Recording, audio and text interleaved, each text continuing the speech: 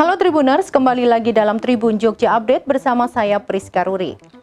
Angkatan bersenjata Meksiko mengambil alih kendali bandara utama ibu kota dan pemerintah berencana memberikan kendali militer atas hampir 11 bandara lainnya di seluruh negara dalam upaya Presiden Andrés Manuel López Obrador berupaya melawan korupsi dan kelalaian. Presiden Andrés Manuel López Obrador menugaskan angkatan bersenjata melaksanakan berbagai tugas non-tradisional sejak terpilih pada tahun 2018 yang menimbulkan kekhawatiran tentang pemisahan antara militer dan kehidupan sipil. Bandara baru dibangun oleh tentara di luar kota Meksiko setahun yang lalu dengan biaya 4,1 miliar dolar Amerika Serikat. Bandara ini dikelola oleh militer namun jarang digunakan.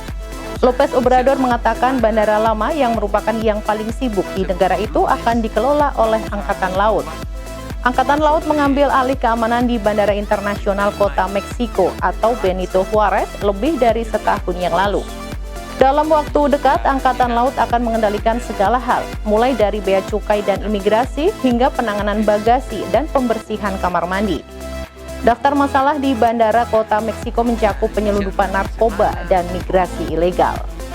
Infrastruktur bandara dalam keadaan rusak dan beberapa insiden hampir terjadi di landasan Pacho dalam beberapa tahun terakhir karena kesulitan bandara dalam menangani penerbangan.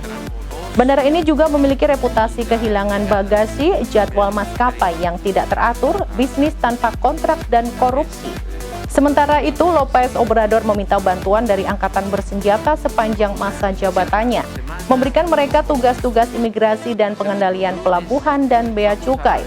Mereka juga membangun proyek-proyek infrastruktur besar seperti kereta wisata di Semenanjung Yucatan dan bandara baru di daerah yang sama.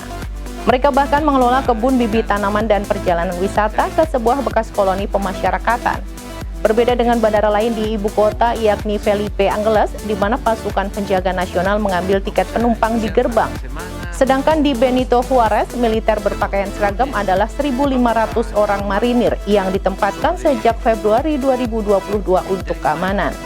Sisanya personel bandara akan menjadi warga sipil, namun dengan aturan yang lebih jelas yang mengatur dengan lebih tertib dan disiplin.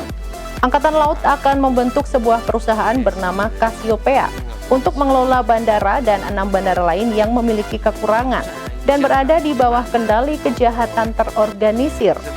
Di antaranya adalah Matamoros di seberang perbatasan Texas dan Playa del Carmen di Teluk Meksiko.